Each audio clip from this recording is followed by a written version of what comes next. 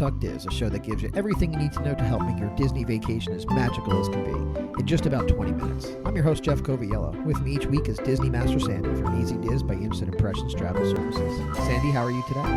I'm doing great tonight. How are you? I'm doing good. And I'm excited to talk tonight. Tonight is going to be our 4th episode in our theme park dining series.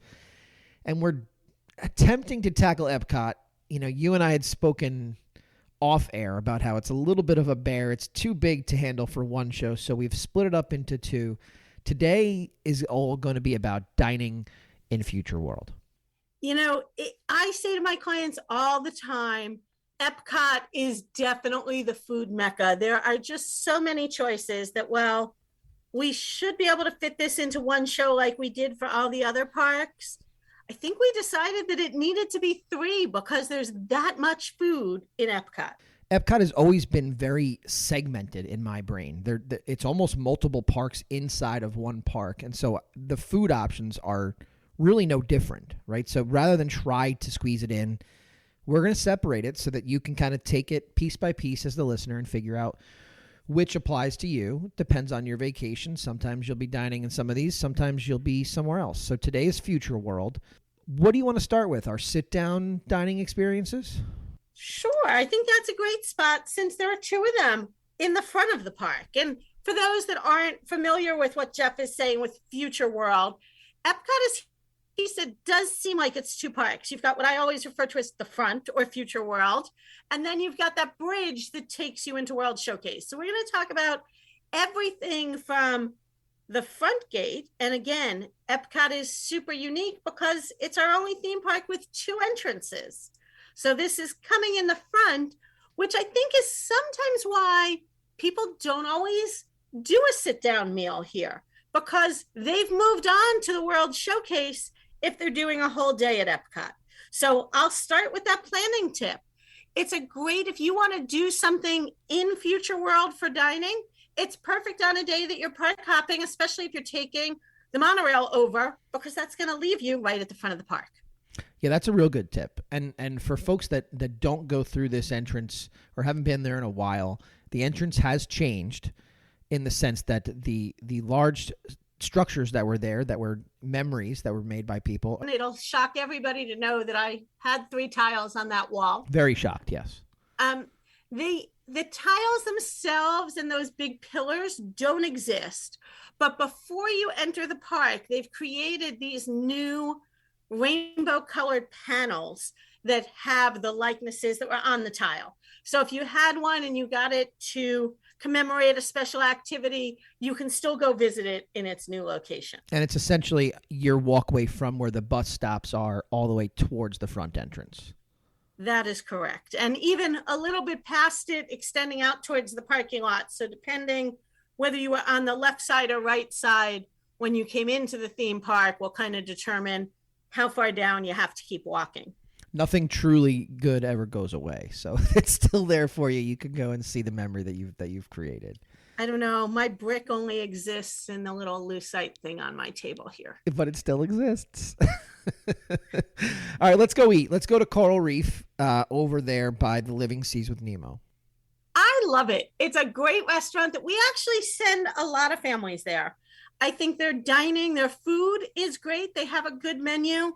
For those that aren't into seafood, they have some non-seafood options. And the reason that I love it for families with kids is the Coral Reef is home to one of the largest indoor saltwater tanks. So while you're sitting and dining, you're able to watch all the fish and the sharks and the manatees and things swim by. It's incredibly immersive. Something to keep the kids busy. It is a restaurant that's done tiered steps up for each level to give as many people a great view of the tank. So even if you're not sitting right up against it, you can still see it. If you time it well, you might even see the scuba diver coming in and waving to you. I will say one thing that I used to love about that restaurant that is no more is you used to be able to get the scuba diver to hold up a sign for you. And you could arrange in advance that you had a 6 p.m. dinner and the scuba diver would come by and hold up a sign that says, "Happy anniversary, Erica and Jeff," or happy birthday, Sandy, and they no longer do the sign. So if you remember that and you're trying to find the address to send it to, stop looking. They don't do it anymore, but it is still super fun to watch them and definitely keeps the majority of children entertained. Now, listen, as we mentioned, sit down experience, right? So you're looking at a price range that's not exactly a quick service, so just be aware of that. But the one thing that I did want to mention, and I did just have friends that have come back from visiting this particular restaurant for the very first time. I did want to mention this and every other experience that you have in Disney World. If you are someone that is traveling with a dietary restriction, please speak to your travel specialist. Please get it on record with Disney. Please tell your server the minute you sit down and step foot in that restaurant, because, and especially with Coral Reef, let them know, because they will absolutely take care of it. It's not something you should be afraid of if you're traveling with somebody who has a shellfish allergy or a seafish allergy. And in full disclosure, it's no surprise that your friend ended up there because I did their vacation planning. Well, you don't have to peel back the curtain completely, but of course, that's how it works. All right, so it is definitely a restaurant that I recommend to a lot of families because I love meals that have that entertainment value for the kids, but still a great sit-down option for adults. Okay, so let's make our way away from the sea and head over to the Garden Grill, which is an interesting experience. It is a character experience.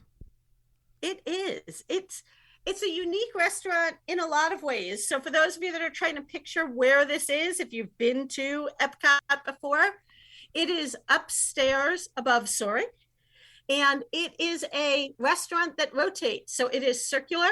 It moves very slowly. Usually when I say that to people, they panic that they're going to get motion sick. It moves so slow that if you're not aware it's moving, you won't notice, except that the wall that you're looking at is going to change over time. The other unique thing about this is that they use a lot of the produce that is grown right there in that pavilion. Well, and as you said, it rotates. It actually rotates with the Living with the Land ride. So you get a chance to see the different pieces from above of that particular attraction. I have a quick story of when my daughter went there for the very first time. My son was too little to walk around, but my daughter was not. And Chip and Dale were there, and Chip came and grabbed my daughter's hand, and then Mickey later, and they just walked around the entirety of the restaurant. It's a circular restaurant. And when Pluto came up, he just took my daughter for a walk, and they just walked around, and she started pointing to the different scenes from the boat ride that was below. Just one of those really, really cool experiences that the character dining offers, especially in an enclosed setting like that. It's not very big. It's just circular. So they're able to kind of get a different feel than you would maybe at some place like a Chef Mickey, so to speak. They do get around much quicker because it is a smaller restaurant. And to your point, people will say to me, well, how many Mickey meals do you need? And the answer is obviously as many as you want. Right. But again, if you want more than one, Garden Grill can be a fun one because they're all dressed as farmers. So you're not seeing Mickey, as you said, Chef Mickey's in his chef hat. Here, he's dressed in his overalls. So a little bit different of an experience. It is family style dining. That means that the menu is preset. They're going to bring everything out in bowls or skillets. So there's a salad bowl, but then there's a big skillet for lunch and dinner that's going to have mashed potatoes and cornbread and chicken and beef. And obviously, everybody helps themselves start to eat. And then you can ask, instead of getting a whole second skillet, you just ask for which things you want more of. That way, they're not wasting all of that additional food. What about a price I'm point? also still waiting for EPCOT to reopen in the mornings. That used to be a breakfast that we'd have a lot of people go to that wanted characters because you could get in pre-park. But because EPCOT is still doing that 10 or 11 a.m. opening, they haven't started doing their 8 a.m. breakfast. But when they bring it back, I will tell you that it is my nephew's favorite spot to go on property for breakfast because you get a skillet of cinnamon roll that is just awesome. Well, I'm glad you took the lead on that one too, because I was going to mention that it is not open currently for breakfast. But I did ask you, what is the price point for it?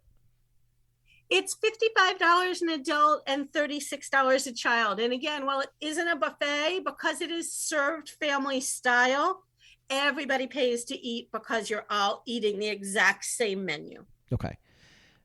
We'll go to our signature dining experience here in Future World, and this is something I have not yet experienced. It's relatively new to the park, so I'm going to really let you take the lead on it. I know there are multiple experiences here as we talk about Space 220. And I am going to make the quick disclaimer that I have named it signature dining. In Disney, when they have their meal plan, there's sit-down dining, quick service dining, and signature dining. And signature implies that it takes 2 credits on your meal plan. Since this opened September 20th, 2021, as we were in that mid to post-pandemic world, and we still don't have a meal plan back. Right. I don't know 1,000% that it's signature. It's a pretty good guess. It's a pretty good guess, Sandy. the price really implies that. So I want to be clear that I did take that liberty of calling it signature dining on our own. It is supposed to feel like you're in space. So when you arrive, you're going to check in, wait in a lobby for your party to be called, where you will then board the shuttle to head to space. It's a very cool ride that gets you through outer space, and you can all kind of gather around and watch in the middle as you take off, and then head into the restaurant, which has this really long walkway to get you in. And in that walkway, again, EPCOT is really about that educational value to your trip. There's all kinds of gardens growing in the way that they would grow in outer space without soil and things. And you kind of get to see how that works. And again, produce that does ultimately get used in that restaurant. And then when you walk in, similar to how Coral Reef has one wall that is all the glass tank, when you walk in here, you have one wall that is all outer space. And I'll go with a very large TV screen that shares scenes from outer space. And while you're dining, occasionally it's going to rotate. So you'll see some astronauts come by. They'll do a little moonwalk. We'll see the moon. We'll see some of the planets change. It is an interesting restaurant to see things in. If you're somebody who's got to do it all, then this definitely goes on the list. But going back to it being signature, it's signature because it is a prefix meal. Everybody gets an appetizer, a main course, and a dessert. And its starting price is $55 a person for lunch, $79 for dinner. That is before tip and tax, and then $29 for a child. I personally will tell you that they had some very cool drinks and some awesome desserts. That's kind of where I saw a lot of the creativity coming out. And there's a special drink you can get, seems to be the choice of unique food items lately that Disney chefs are using. But you can get a drink that comes with Pop Rocks and special Space 220 trading cards. Those Pop Rocks, they know that you love those Pop Rocks. The little ode to my childhood. You had mentioned that to sit down, there's also the lounge option. Is the lounge option primarily drink? Is it food and drink? How does that work out?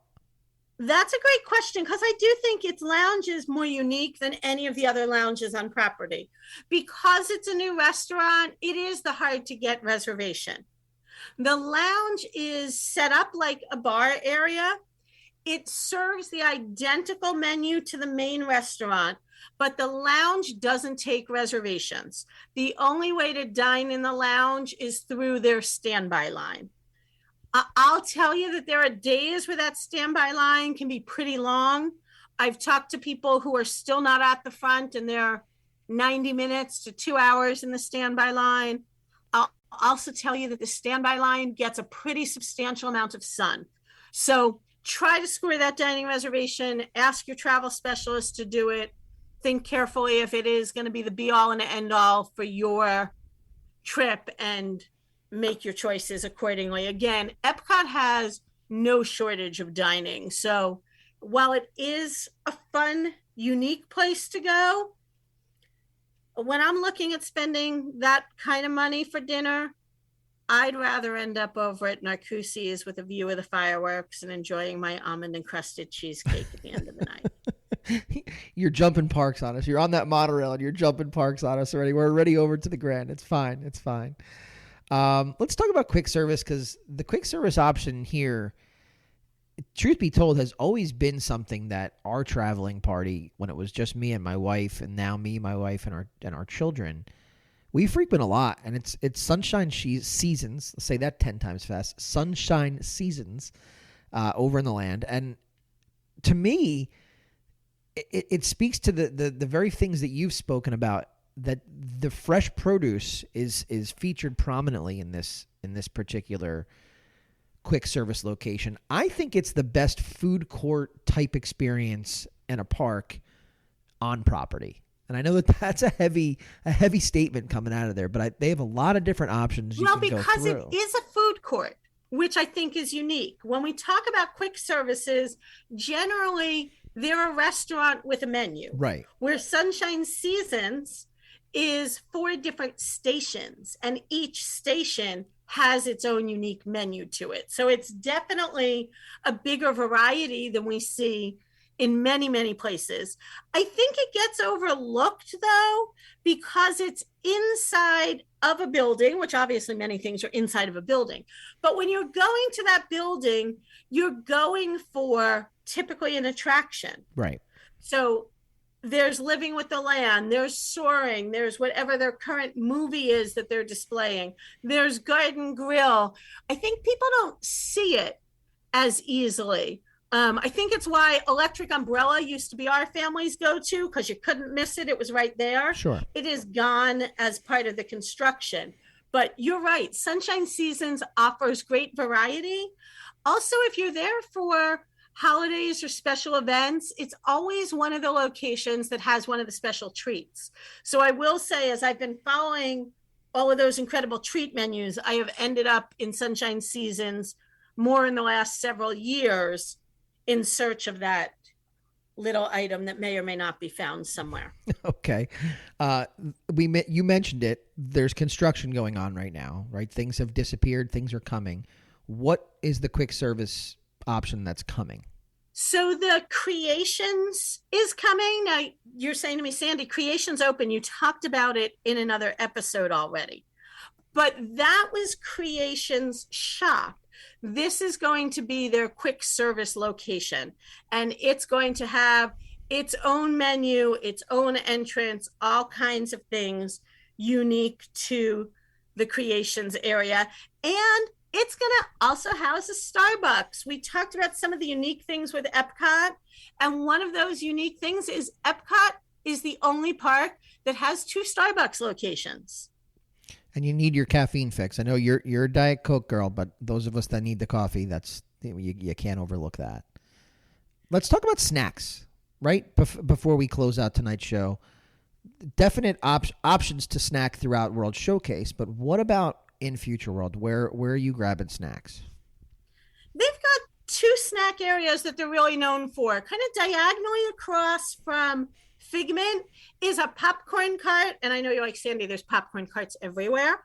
This one is different flavored popcorn. Yeah. So unlike one traditional, here's your buttered popcorn, this is going to have maple popcorn or cherry popcorn. They've usually got 2 to 3 different flavors, so it's a fun stop. And then as you're headed over to Test Track, the donut box, which I believe was originally conceptualized as a food booth for one of the festivals, has stayed. And it's a favorite. It's donuts, as its name implies. And they're always unique flavors, unique shapes, unique fillings. Typically, they've got 3 different options to choose from, and they're all super delicious. The only thing that I will say about the donut box, I always think of donuts as a breakfast food or a late evening snack, and the donut box doesn't open until later in the morning. So don't have that be your breakfast spot for the day. What have we missed? What else do we need to know about dining in Future World? I think one of the things that we've started to see more and more of over the last couple of years is when a festival came to Epcot, and if you did our stroll through Epcot or you heard our episode from last week where I talked about the number of weeks that Epcot has festivals, festivals used to really be limited to the World Showcase. And we're seeing more and more that they're creeping into that future world area.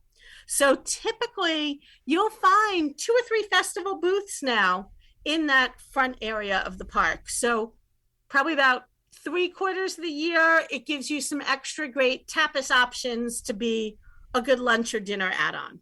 And I'm confident as this construction is completed in Epcot, we're going to have to do this show again because I really believe that as the festivals, like you said, creep their way away from World Showcase and towards that front entrance, as this construction is finished, I think we're going to see more of that. I just do. I think that it's prime real estate for things like this.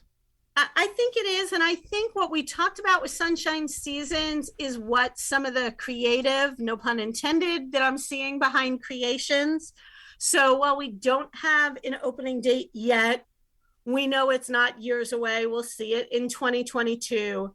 And I certainly will be there to share all my findings with all of you. Somebody's got to take one for the team and go sample all their food offerings. You're such a martyr. I thank you for all of your efforts. Have a great week. You too. And that's a wrap this week on Let's Talk Diz. If anyone you know could benefit from this or any show, please share on your Facebook and Instagram for other Disney fans to enjoy. And don't forget to reach out to the folks at Easy Diz by Instant Impressions Travel Services for any Disney destination planning. Make it a great week, and as always, keep making memories.